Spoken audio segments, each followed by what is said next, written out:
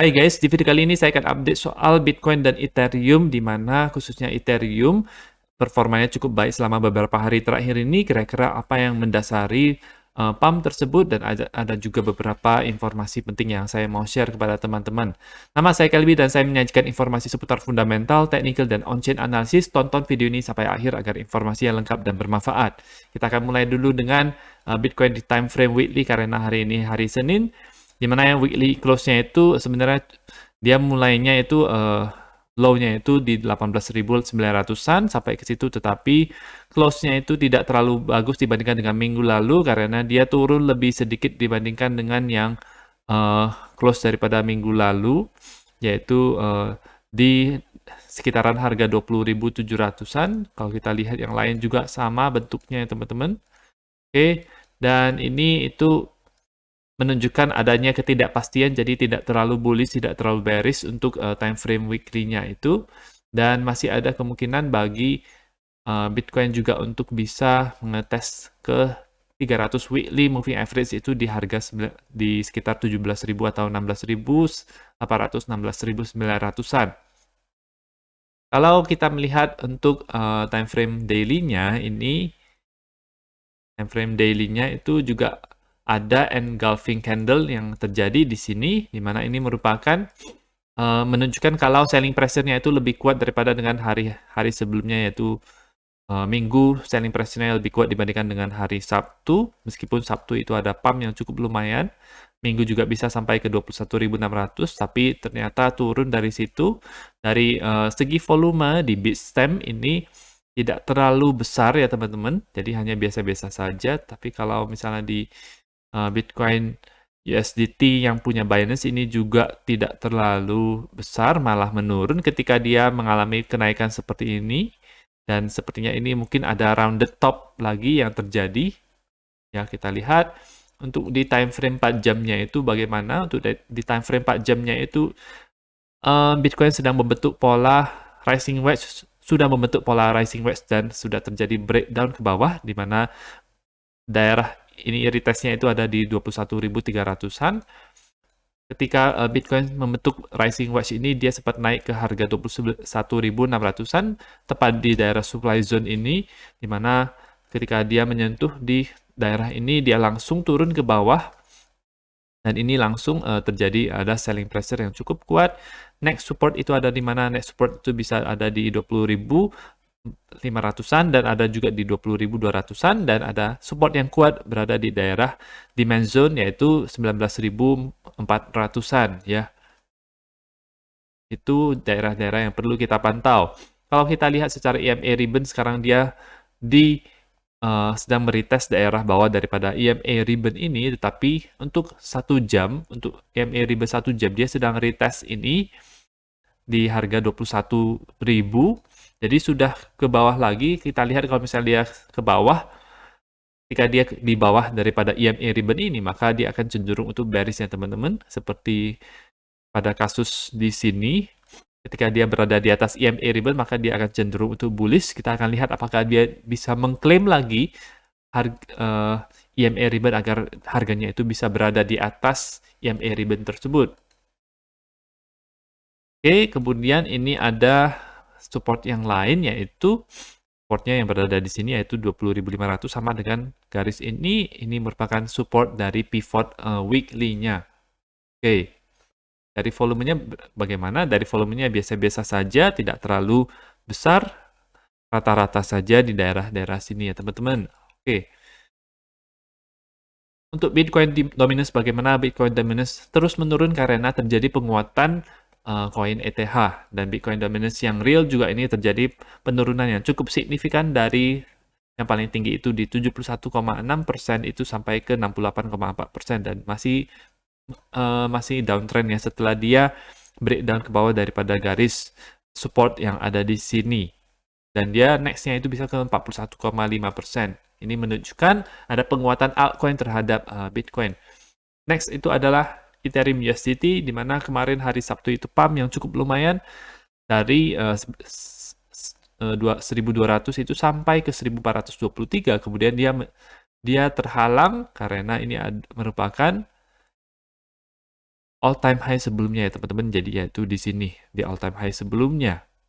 All time high sebelumnya menjadi resistance. Sekarang kemungkinan besar dia akan meretest di daerah neckline ini karena ini merupakan break out ke atas yang di time frame yang besar. Jadi dia harus ketika terjadi breakout beberapa hari setelahnya itu dia kemudian biasanya harus melakukan retest di daerah ini, di neckline-nya itu di 1273 di daerah sini. Habis itu kalau misalnya dia berhasil, dia bisa melanjutkan pergerakan ke harga yang lebih tinggi, yaitu di daerah batas atas daripada bear flag ini di 1500-an dan maksimalnya itu ada bisa ke 1700-an. Di sini itu ada garis support, garis resistance maksud saya yang cukup signifikan karena dia sudah di tahun 2021 itu dia menopang harga Ethereum sehingga bisa naik dari sini ya teman-teman. Jadi 1700 ini adalah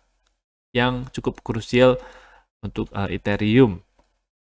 Oke, kalau kita lihat untuk Ethereum Bitcoin bagaimana? Ethereum Bitcoin juga performanya cukup bagus, naik sekitar 20 lebih persen sampai ke daerah selanjutnya. Apakah bisa mengetes di sini? Bisa saja, bisa mengetes ke daerah 0,068, mungkin retest kemudian turun lagi dari sini karena ini merupakan daerah resistance yang cukup kuat. Kita akan lihat bagaimana pergerakan selanjutnya, teman-teman. Oke, dan ini ada sedikit informasi mengenai fundamental Bitcoin, di mana Bitcoin ini kalau kita beli ini masih sangat awal sekali ya teman-teman, karena sekarang market cap daripada Bitcoin itu sekarang ini 420 billion. Kalau kita cek aja, kita coba cek aja market capnya berapa. Ya, market capnya itu 400 billion dolar.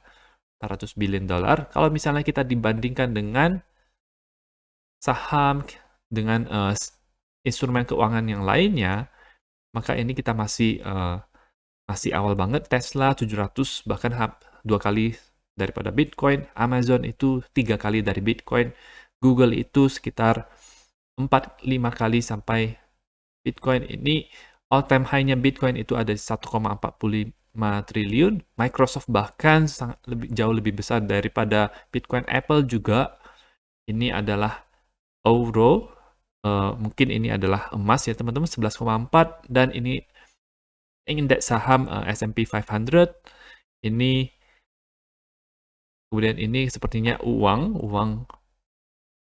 mungkin uang daripada miliuner, kurang tahu dari bahasanya.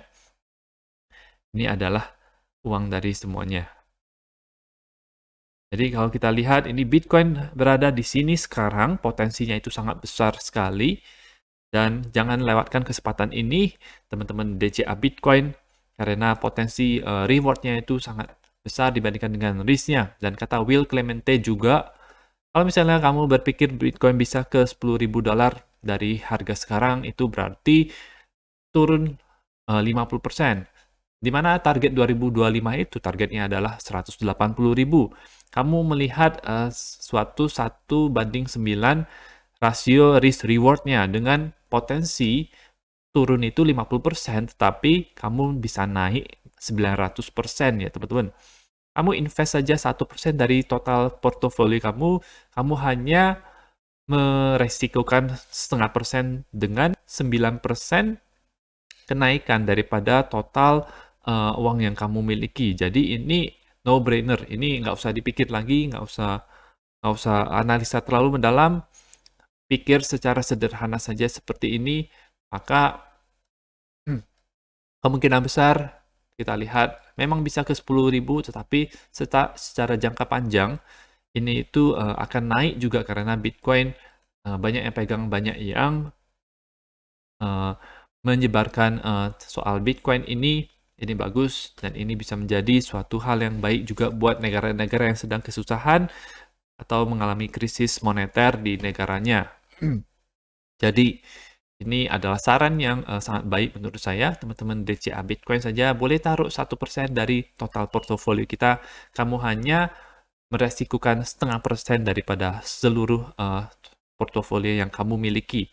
Nanti setelah 180.000 ini terjadi, maka bisa menambahkan 9% daripada total portofolio kamu, ya. Dan ini merupakan hal yang mendasari kenapa Ethereum itu pump. Bisa saja Ethereum pump karena relief rally juga terlalu oversold, tapi ada juga ini yang mendorong Ethereum juga untuk bisa naik, yaitu Ethereum merge yang akan terjadi, di mana mereka baru saja beberapa hari lalu baru saja mengumumkan tanggal mereka akan melakukan Ethereum merge. Itu akan selesai kapan, di mana Ethereum merge ini merupakan perubahan dari sistem proof of work yang digunakan oleh Bitcoin ke proof of stake. Dan proof of stake ini di mana tidak perlu menggunakan peralatan mining yang mahal dan tidak ramah lingkungan, kata sebagian orang, itu sehingga bisa menggunakan komputer-komputer sederhana saja untuk menjalankan node-nya dan menjadi staker-nya itu untuk mengamankan jaringan daripada Ethereum ini, ya. Di mana perjalanan daripada POW ke POS ini itu cukup banyak, dan mereka bilang kalau 19 September itu menjadi tanggal di mana Ethereum merge itu bisa terjadi, ya teman-teman, ya. Sebelumnya sudah ada upgrade kecil yang harus dilakukan, seperti mereka harus melaunching Beacon Chain dulu di Desember 2020 itu, dan ada beberapa upgrade juga yang terjadi di tahun 2021 dan di tahun 2022 juga.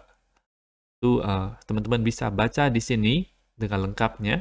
Tetapi ini bisa memberikan kita gambaran bahwa kemungkinan alt season itu bisa terjadi, kemungkinan Bitcoin pump itu juga bisa terjadi, dan Ethereum juga bisa lumayan kenaikannya menjelang mungkin menjelang daripada Ethereum merge ini, ya.